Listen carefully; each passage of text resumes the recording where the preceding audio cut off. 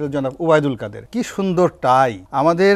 মানে উনি তো হাজার কোটি টাকার মালিক এত ধনী ওনার যে টাই তার সাথে মানে ওবায়দুল কাদের টাইয়ের কাছে আমাদের সালাউদ্দিন ভাই টাই কোনো টাই না তার পকেটে যে কলম তার হাতে যে ঘড়ি সে কি স্টাইল মানুষ মানে ওবায়দুল কাদের মেয়েরা পাগল তার জন্য এই যে তার ৭৫ বছর বয়স ডাজ নট ম্যাটার মেয়েরা পাগল তার সাথে সেলফি তোলার জন্য সেই মানুষ এখন কোথায় আছে কিভাবে পালিয়ে আছে কিভাবে কোন জায়গাতে শুয়ে আছে একমাত্র আল্লাহ রাব্বুল আলামিন জানে তো এই হলো রাজনীতির নেতিবাচক দিক আমরা যখন লাশ কবরে রাখি তখন একটা দোয়া পড়ি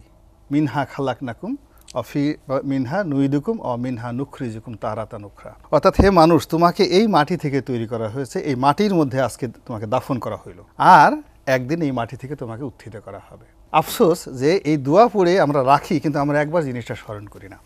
দেখুন এই চেয়ারে বসে খালেদা জিয়ার পতন হয়েছে এই চেয়ারে বসে তারেক জিয়ার পতন হয়েছে এই চেয়ারে বসে এরশাদ সাহেবের পতন হয়েছে আর এই চেয়ারে বসে শেখ হাসিনা ওবায়দুল কাদেরদের পতন হয়েছে ফলে ওই চেয়ারে বসার সময় তারা যদি কয়েকবার আস্তাগফিরুল্লাহ পড়েন উপরে যে একজন আল্লাহ আছে তাদের স্মরণ করেন আর যাদের জন্য তাদেরকে মনোনীত করেছেন তারা নিজেদের কর্মগুণে কেউ এখানে আসেন নাই আল্লাহ রাব্বুল আলামিন তাদেরকে দয়া করে বসিয়েছেন জনাব গোলাম মাওলা রনি ১৭ জন উপদেষ্টা কিন্তু ১৭ কোটি মানুষ কিন্তু তাদের পেছনে এখন সুতরাং এই প্রত্যাশা মানুষের যে প্রত্যাশা সেটা তারা বাস্তবায়নে সফল কাম হবে সেটাই তো প্রত্যাশিত আপনি কি মনে করেন না প্রথমত হলো কি দেখেন আমি এই বিরতির সময় চিন্তা ভাবনা করছিলাম সেটা হলো এখানে সবাই লেখাপড়া জানে মানুষ একটা ইংরেজিতে একটা শব্দ আছে ইলিউশন মানে কল্পনা করা ইলিউশন এই কল্পনা করে যদি আপনি কাউকে মানবের পরিবর্তে মহামানব মনে করেন মানবকে যদি আপনি দানব মনে করেন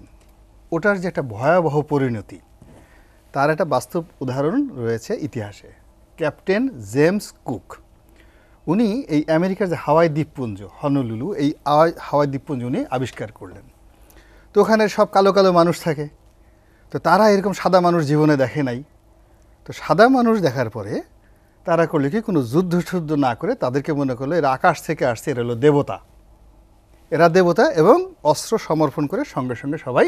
আত্মসমর্পণ করে বসলো এবং তাদেরকে দেবতা করে মাথায় নত করে না মাথায় নিয়ে নাচা শুরু করলো আমরা আল্লাহ আকাশ থেকে দেবতা আসছে আমাদের জন্য উদ্ধার করার জন্য ক্যাপ্টেন জেমস কুক খুব বিখ্যাত কলম্বাসের পরে যার অবস্থা ভাস্কো দা গামাদের পর্যায়ে কয়দিন পরে দেখা গেল যে এই ক্যাপ্টেন জেমস কুকের অসুখ হয়েছে হাতে একটু ফোড়া হয়েছে তখন তারা বললো যে দেবতার তো অসুখ হয় না দেবতার তো ফোড়া হয় না এটা তো দেবতা না তখন এই জেমস কুক সবাইকে ওখানে পিটিয়ে মেরে ফেললো এই হাওয়াই দ্বীপপুঞ্জের আমেরিকার লোকজন এখন এই যে যারা ১৭ কোটি মানুষের ৩৪ কোটি চোখ ৩৪ কোটি মন না ৩৪ কোটি চোখ ১৭ কোটি মন ১৭ কোটি মাথা ৩৪ কোটি হাত আপনি বুঝতে পারছেন ব্যাপারটা ৩৪ কোটি জিহ্বা এবং আমাদের যে জিহ্বা এরকম অবস্থা এটা যদি ভালো মতো চলে জিহ্বার মতো ভালো কোনো জিনিস নাই জিহ্বা ১৭ কোটি প্রত্যেকের একটা করে ওটি বলছি আমি ১৭ কোটি জিহ্বার কথা বলছি জিহ্বার একটা লক্ষণ আছে মানে এই জিহ্বা হলো যখন ভালো হয় এর চেয়ে ভালো কোনো জিনিস নাই আর এটা যখন ডেঞ্জারাস হয়ে যায় এটা কোদাল খুন্তি কুড়াল তলোয়ার বন্দুক কামানের চেয়ে ডেঞ্জারাস হয়ে যায় তো এখন এই যে দেখেন এই যে ১৭ কোটি মানুষের ১৭ কোটি জিহ্বা ১৭ কোটি মাথা ৩৪ কোটি হাত ৩৪ কোটি চোখ এবং তার সঙ্গে সঙ্গে ১৭ কোটি হৃদয় এর মধ্যে আবার দুইটা ঠোঁট যদি চিন্তা করেন জিহ্বার সাথে দুটো ঠোঁট চিন্তা করেন এই সব মিলিয়ে 100 ক্রোর এলিমেন্ট চারিদিক থেকে এই ১৭ জন লোকের উপর মানে টানতে থাকবে এইভাবে টানতে থাকবে এখন তাদের জীবনটা আমরা যত আরামের মনে করছি যে ওখানে গিয়ে বসে রাজনীতি যে কত আরামের এটা যখন বঙ্গবন্ধু কন্যা জননেত্রী শেখ হাসিনা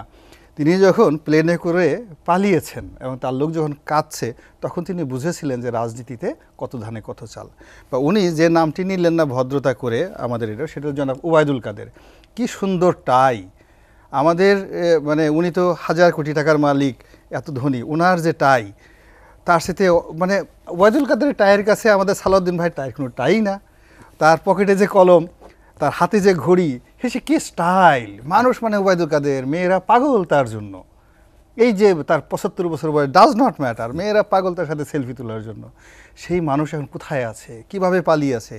কিভাবে কোন জায়গাতে শুয়ে আছে একমাত্র আল্লাহ রাব্বুল আলামিন জানে। তো এই হলো রাজনীতির নেতিবাচক দিক। এখন আমরা যখন লাশ কবরে রাখি তখন একটা দোয়া পড়ি, মিনহা খালাকনাকুম অফি মিনহা নুইদুকুম অ মিনহা নুখরিজুকুম তারাতা নুখরা। অর্থাৎ হে মানুষ, তোমাকে এই মাটি থেকে তৈরি করা হয়েছে, এই মাটির মধ্যে আজকে তোমাকে দাফন করা হইল, আর একদিন এই মাটি থেকে তোমাকে উত্থিত করা হবে। আফসোস যে এই দোয়া পড়ে আমরা রাখি, কিন্তু আমরা একবার জিনিসটা স্মরণ করি না। দেখুন, এই চেয়ারে বসে খালেদা জিয়ার পতন হয়েছে, এই চেয়ারে বসে তারেক জিয়ার পতন হয়েছে, এই চেয়ারে বসে এরশাদ সাহেবের পতন হয়েছে, আর এই চেয়ারে বসে শেখ হাসিনা ওবায়দুল কাদেরদের পতন হয়েছে। ফলে ওই চেয়ারে বসার সময় তারা যদি কয়েকবার আস্তাগফিরুল্লাহ পড়েন, উপরে যে একজন আল্লাহ আছে তাদের স্মরণ করেন, আর যাদের জন্য তাদেরকে মনোনীত করেছেন তারা নিজেদের কর্মগুণে কেউ এখানে আসেন নাই, they have no single contribution for the public and pupil, any benevolent activities for the pupil to be the minister or to lead the nation. আল্লাহ রাব্বুল আলামিন তাদেরকে দয়া করে বসিয়েছেন। তো জনগণ তাকে ভোট দেয়নি, তারা জনগণের জন্য কোনো কাজ করেননি, কোনো গণভোটে তারা আসেননি। তো গণভোটে যদি আব্দুর রহমান বদিও এসে থাকেন, সে জনগণের রিপ্রেজেন্টেটিভ, লেখাপড়া না জানুক, ইজ এ পাবলিক রিপ্রেজেন্টেটিভ, কিন্তু তাকে এদেরকে স্বয়ং আল্লাহ রাব্বুল আলামিন দয়া করে বসেছেন। ফলে যখনই চেয়ারে বসবে আমার একটা অনুরোধ থাকবে বিসমিল্লাহ বলে বসার জন্য। যদি অজু করেন, নামাজ কালাম পড়েন, ভালো ধর্মকর্ম মনে করেন, উপরে আল্লাহ আছে, এগুলো স্মরণ করেন। আর আল্লাহ যাদেরকে সে সেবা করতে তাদেরকে সুযোগ দিয়েছেন, ইটস অ্যান অপরচুনিটি, সেটা হলো আল্লাহর বান্দাদেরকে, খলিফাদেরকে, সেই তাদেরকে সেবা করার জন্য সে সারাদিন যদি জনগণকে সেভাবে সম্মান করেন, আশা করি এই বাংলাদেশের যে সময়টা তারা পেয়েছেন এবং যে রহমত বরকতের সময় পেয়েছেন, কিয়ামত পর্যন্ত তাদের এই কর্ম ইতিহাস হয়ে থাকবে যদি তারা ভালো জাতি করতে স্মরণ করবে। কিয়ামত পর্যন্ত তারা স্মরণ করবেন। এই বাংলাদেশের